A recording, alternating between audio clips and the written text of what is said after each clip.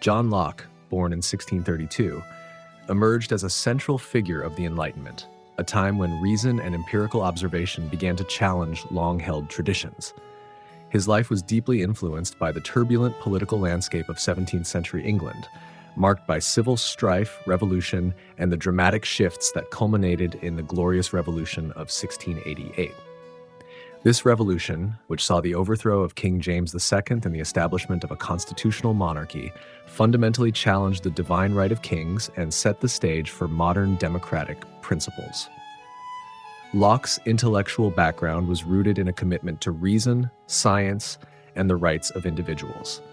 His studies led him to question the legitimacy of absolute monarchy, arguing instead that political power must derive from the consent of the governed. It is against this backdrop that Locke composed the Two Treatises of Government. In this groundbreaking work, he systematically refutes the notion that kings derive their authority from divine sanction, positing instead that all men are born with inherent rights, namely life, liberty, and property.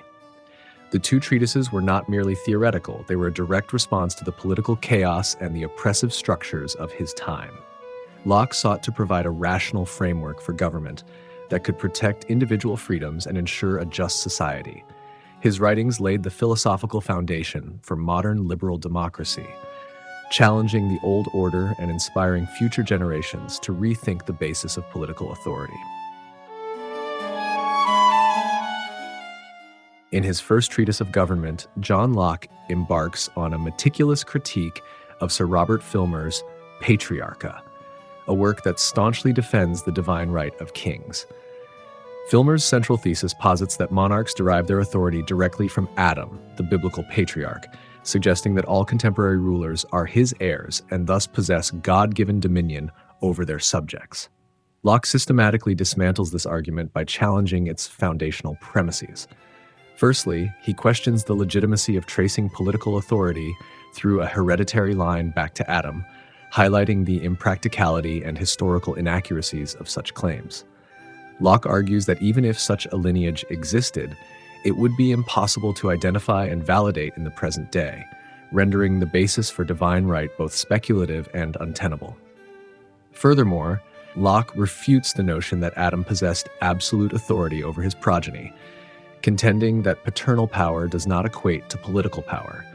He asserts that the governance of a society should not mirror the familial hierarchy, as the consent of the governed is essential for legitimate political authority. By doing so, Locke shifts the foundation of political power from divine ordination and hereditary succession to the rational consent of free and equal individuals. Through his rigorous analysis, Locke effectively challenges the idea that political authority is inherited or divinely ordained. He lays the groundwork for a political philosophy that emphasizes individual rights and the establishment of government through social contracts, thereby rejecting the patriarchal and absolutist doctrines that had long justified monarchical rule.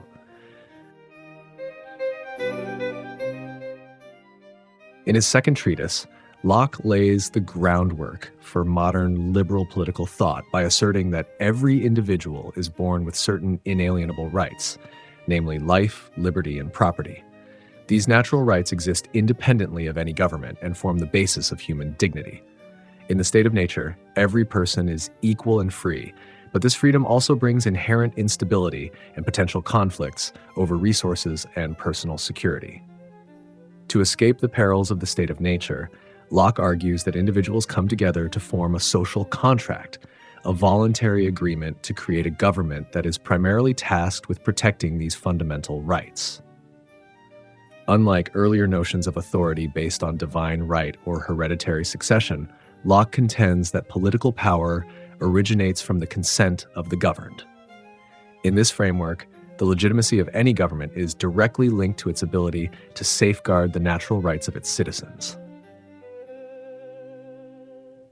Locke's vision of the social contract is rooted in the belief that government is not an end in itself, but a means to secure a peaceful and just society. Citizens agree to relinquish some of their freedom in return for the benefits of collective security and the rule of law. Should the government fail to protect these rights, Locke asserts that the people are not only justified in withholding their consent, but also in overthrowing an oppressive regime.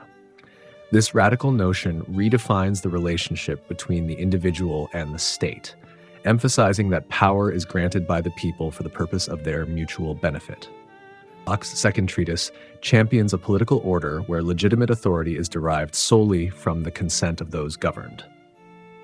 His ideas laid the philosophical foundation for modern democratic principles, where the protection of life, liberty, and property is paramount, and where government is both accountable to and empowered by its citizens.